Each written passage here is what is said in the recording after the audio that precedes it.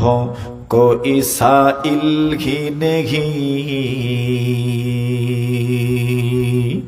मैं तो माइल बाकरम हो कोई साइल ही नहीं, राह दिखलाए कैसे राह डूबे मंजिल ही नहीं, राह दिखलाए कैसे राह डूबे मंजिल ही नहीं। কি হয়ে গেল মানুষ আমার কাছে চায় না, কাকে ভোট দেখাবো, কাকে ভোট দেখাবো, কাকে আমি দয়া করব, কাকে আমি রহম করব, কেউ তো আমার কাছে চায় না, আমার কাছে চায় না। আমার কাছে চেয়ে দেখো রে বান্দা, ও বাবা তুমি আমার কাছে চেয়ে দেখো, মুরব্বী হয়ে গেছো আমার কাছে চেয়ে দেখো।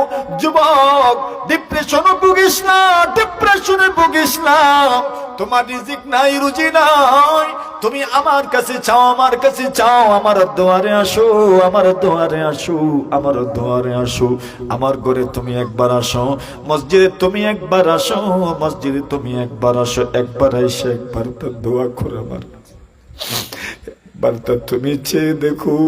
আয় আল্লাহ আমি বড় অভাবী, আমি বড় অভাবী, আমার রিজিকের বড় সমস্যা, আমার অভাবের শেষ নাই, আমার বড় সমস্যা, আমি পুরো পেরেশানির মধ্যে আছি।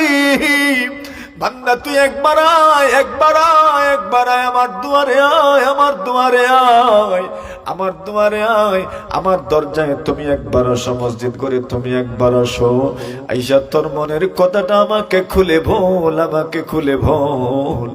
দেখ না আমি আল্লাহ তোর একটা জিনিসও, একটা আবদারও আমি অপূরণ রাখবো না।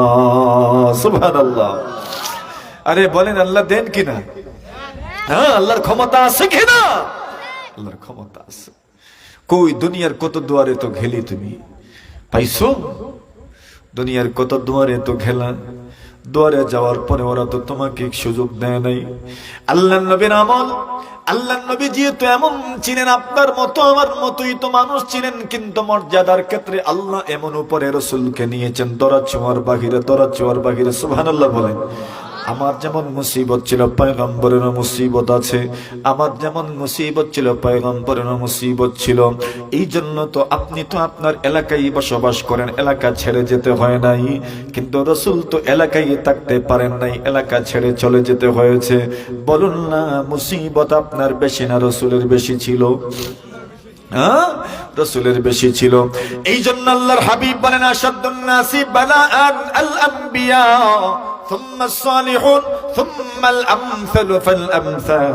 আল্লাহ পয়গম্বর বলেন সবচেয়ে বেশি মুসিবতের সম্মুখীন হন নবী রাসূলগণ, অতঃপর সুম্মা সালিহুন নেককার মানুষ, সুম্মাল আমসাল ফাল আমসাল, অতঃপর যারা যত বেশি নিকটবর্তী আল্লাহর ওলিদের তারা বেশি বিপদের সম্মুখীন হয়।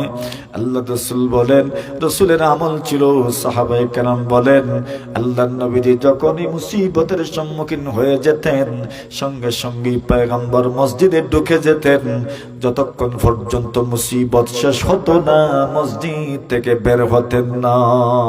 সুবহানাল্লাহ। জোরে বলেন। বুঝছেন? কিন্তু আমার মুসিবতের সময় আমি তো আল্লাহকে ডাকাটাই ভুলে যাই। আমি মুসিবতের সম্মুখীন যখন হয় আল্লাহকে ডাকা ভুলে যাই, আল্লাহকে ডাকতে পারি না, আল্লাহকে ডাকতে জানি না। হ্যাঁ দুনিয়ার মানুষের কাছেও চাও, কিন্তু প্রথম চাওয়াটা হবে কার কাছে বলেন? জোরে বলেন। সারি দুনিয়া হো মুখালিফ কুছ নেহি নুকসান হে, সারি দুনিয়া হো মুখালিফ कुछ नहीं नुकसान है, डर नहीं है गम नहीं है, जब खुदा रहमान है, डर नहीं है गम नहीं है, जब खुदा रहमान है। अल्लाह माबूद नहीं, আপনি মেহেরবানি করে সবগুলোর সমাধান করে দেন। বলে তো দেখো আল্লাহর জন্য সমাধান করা কোনো ব্যাপার নয়, ঠিক না বে ঠিক? আল্লাহ তো সমাধান করে দিবেন। কোন মানুষ আল্লাহর কাছে চাইলো আর ঠকলো বলেন? কেউ আছে? মাথুন আপনারা কেউ আছে? কেউ আছে? কেউ আছে? কোন মানুষ আল্লাহর কাছে ঠকছে? হাত তুলো। আল্লাহর কাছে চাইছো আর ঠকছো, হাত তুলো দেখি। কেউ ঠকছে কোনদিন? ঠকে নাই তো কেন চাও না ভাই? আল্লাহ বলেন উদুনি আস্তাজিব লাকুম, তুমি আমার কাছে চাও রেখো, আল্লাহ তোমার ধারণার চাইতে বেশি তোমাকে দিবেন। সুবহানাল্লাহ। আসেনি ধারণা? ওয়ালা সাউফা ইউতিকা রাব্বুকা ফাতারদা, আল্লাহ বলছেন তোমার রব তোমাকে অচিরেই এমন দিবেন, এমন দিবেন আপনি সন্তুষ্ট হয়ে যাবেন। ভুল বলছেন আল্লাহ? না বিশ্বাস আছে? কোন মানুষ আল্লাহর কাছে চাইলো আর পাইলো না? এজন্য কোনদিন মায়েদেরকে বলছি, যে মায়েরা আমাদের কথাগুলো শুনছেন, নিরাশ হইও না জীবন থেকে। এই জীবন তো কিছুই না, এই জীবনে কষ্ট থাকবেই, দুঃখ থাকবে, নিরাশ হইও না। আল্লাহর ওয়াদা আছে, আল্লাহর ওয়াদা আছে, ইন্নামাল উসরি ইউসরা। উলামায়ে কেরামদের কাছে আপনারা দোয়া চান, ওনাদের কি কোনো মুসিবত নাই? ওনাদের তো মুসিবত আছে, কিন্তু ওনারা কার কাছে বলেন? আল্লাহর কাছে বলেন। কোন সময় বলেন? বলে আল্লাহর কাছে বলারও টাইম আছে। সুবহানাল্লাহ বলেন। ইন্নাদ দুআ লা ইউরাদ্দু বাইনাল আযানি ওয়াল ইকামা, আযান এবং ইকামতের মধ্যখানে দোয়া ফিরাইয়া দেওয়া হয় না। সুবহানাল্লাহ। সাদকার পরে দোয়া ফিরাইয়া দেওয়া হয় না। সুবহানাল্লাহ। সাদকার পরে দোয়া ফিরাইয়া দেওয়া হয় না। মাশাআল্লাহ। অনেকই তো কথা হইল, কথা যা বলার তো উলামায়ে কেরাম বলেছেন। আমিও সর্বশেষ মোটামুটি যে কথাগুলো বলার দরকার, ইন্নামা ইয়াতাদি ওয়া ইয়াকসিবু ইসমা ওয়াজন মিসকাল যাররাতিন সায়ারাহু ইউজাযা বিফআলিহি শাররি শাররা وبفعل الجميل أيضا جزاءه هكذا قوله تبارك ربي في إذا زلزلت وجل ثناه। আল্লাহর এখানে কোন ধরনের বেইনসাফি আসেনি? জোরে বলেন, জোরে বলেন। আল্লাহর এখানে কোনো বেইনসাফি নাই। আল্লাহ বলবেন রে বান্দা, এবার দিয়ে যাও, তুমি তো বলেছো তোমার ইবাদতের বিনিময়ে তুমি জান্নাতে যেতে চাও। দেখো না কোন ইবাদত আর পাওয়া যায় কিনা। এক ডালিমে 300 ইবাদত, আর আছে মোট কত? 200। এখন ফানিয়া কয় আমারও 300। আল্লাহকে কত আছে? কত? আরে আসিল তো 500। এখন ডালিমেও 300, পানিও 300, কত হয়েছে এখন? আসিল কত? এখন ঘাটতি কত? ফোনজিৎ ধরছে? আরে জোরে কর না, ফোনজিৎ ধরছে নি, পুঁজিতে ধরছে। আল্লাহ পাক বলেন এইবার জাহান্নামে নিয়ে যাও, জাহান্নামে নিয়ে যাও। আল্লাহর নবীজি সাল্লাল্লাহু আলাইহি ওয়াসাল্লাম বলেন, ওই লোকটাকে যখন জাহান্নামীদের দিকে নিয়ে যাওয়া হবে, আল্লাহর রাসূল সাল্লাল্লাহু আলাইহি ওয়াসাল্লাম বলেন, ওই লোকটা আল্লাহর কাছে মাথা নত করবে আর বলবে, আল্লাহ এতদিন বুঝতে পারি নাই, সত্যি আপনার দয়া ছাড়া কেউ জান্নাতে প্রবেশ করতে পারে না।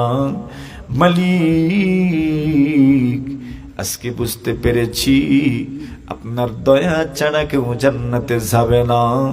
আমি আপনার সামনে সেজদায় অবনত হয়ে গেলাম, একটু মেহেরবানি করো আর নিজের দয়ায় আমার জন্য জান্নাতের ফয়সালা করে দাও। সুবহানাল্লাহ।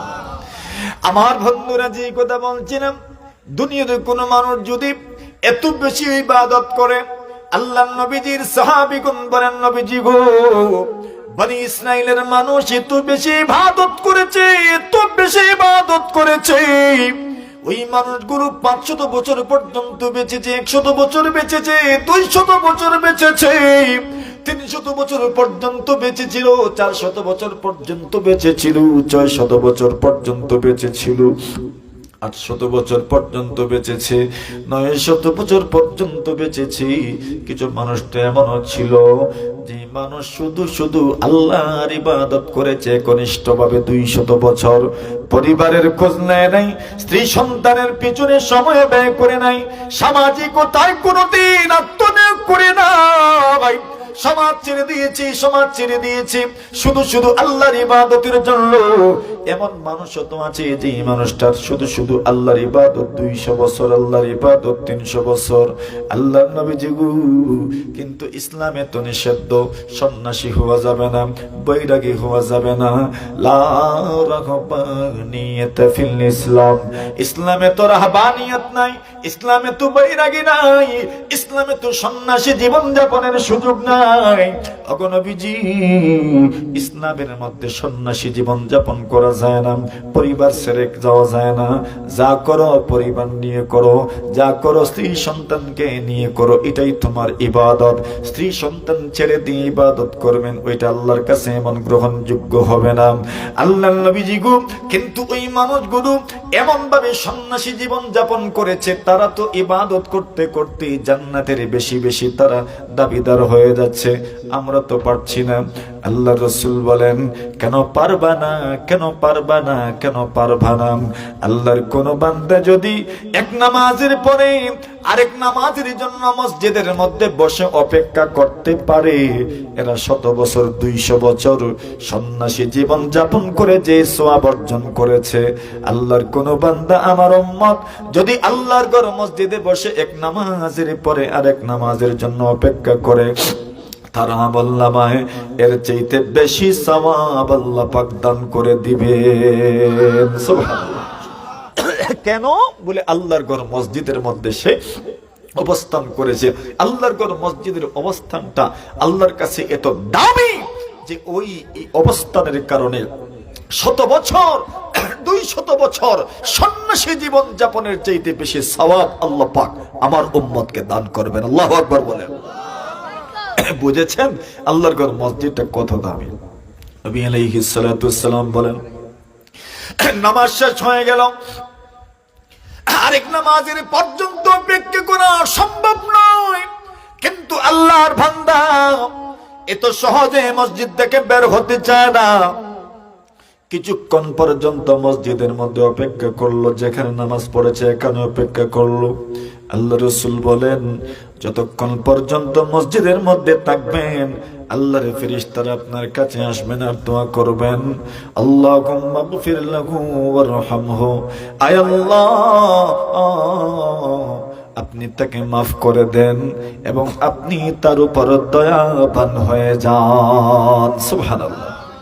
আল্লাহর ফেরেশতারা মসজিদের ভিতরে যখন কেউ বসে আর অপেক্ষা করে, আল্লাহর ফেরেশতারা তার মাথায় হাত রেখে আল্লাহকে বলেন, আল্লাহ তাকে মাফ করে দেন, আল্লাহ তার উপর দয়া করেন, আল্লাহ তাকে রহম করেন। সুবহানাল্লাহ, জোরে বলেন না। কি বুঝলেন? আল্লাহর ঘর মসজিদে যদি কেউ অবস্থান করে তবে তার জন্য এমন সওয়াব আর এমন ফজিলত আল্লাহ রাখছেন কিনা।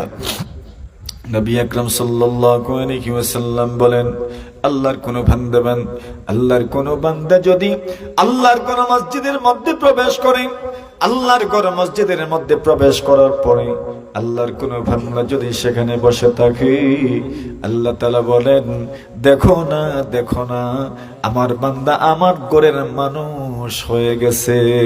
সুবহানাল্লাহ। আল্লাহর নবীজি বলেন, আল্লাহর ঘর মসজিদের মধ্যে যদি যেতে পারো, এই মসজিদের নাম বাইতুল মামুর, আল্লাহ তাআলার ফেরেশতারা যেই ঘরের তাওয়াফ করেন ওই জায়গাটার নাম হচ্ছে বাইতুল মামুর। আল্লাহ রাসূল সাল্লাল্লাহু আলাইহি ওয়াসাল্লাম বলেন, আল্লাহর ঘর মসজিদে যদি প্রতিদিন আসতে পারো, একবার, দুইবার, তিনবার, চারবার, পাঁচবার, কি পুরস্কার নিয়ে যাবে, কি পুরস্কার নিয়ে যাবে, কি পুরস্কার নিয়ে যাবে। বন্ধু আমার, বাবা আমার, ভাই আমার, আল্লাহর ঘর মসজিদে একবার তা শোনা। দুনিয়ার কত মানুষের দুয়ারে তো গেলা, দুনিয়ার কত মানুষের কাছে তো হাত পাঠাইলাম, দুনিয়ার কত মানুষের কাছে তো ধর্ণা দিলা, দুনিয়ার কত মানুষের বাড়িতে তো গেলা, যখন ওই বিপদ পড়েছ, দুনিয়ার মানুষের কাছে হাত পেতেছ, কিন্তু আল্লাহর ঘরের দরজাটা তো তুমি চিনতে পারো নাই। আল্লাহর ঘরের দরজাটা তোমার জন্য খোলা ছিল, কিন্তু তুমি চিনতে পারো নাই। দুনিয়ার কত মানুষের ঘরে তুমি গিয়েছো, দুনিয়ার কত মানুষের দুয়ারে তুমি গিয়েছো। একবার আসো না দুনিয়ার সমস্ত দুয়ারগুলোকে লাথি মেরে আল্লাহর দুয়ারে আসো, আল্লাহর দুয়ারে আসো, আল্লাহর দুয়ারে আসো। আল্লাহ বলেন, তুই এসে দেখে না, দেখ না আমি আল্লাহ কি করি তোর জন্য। মায়ে তমা ইল বাকারম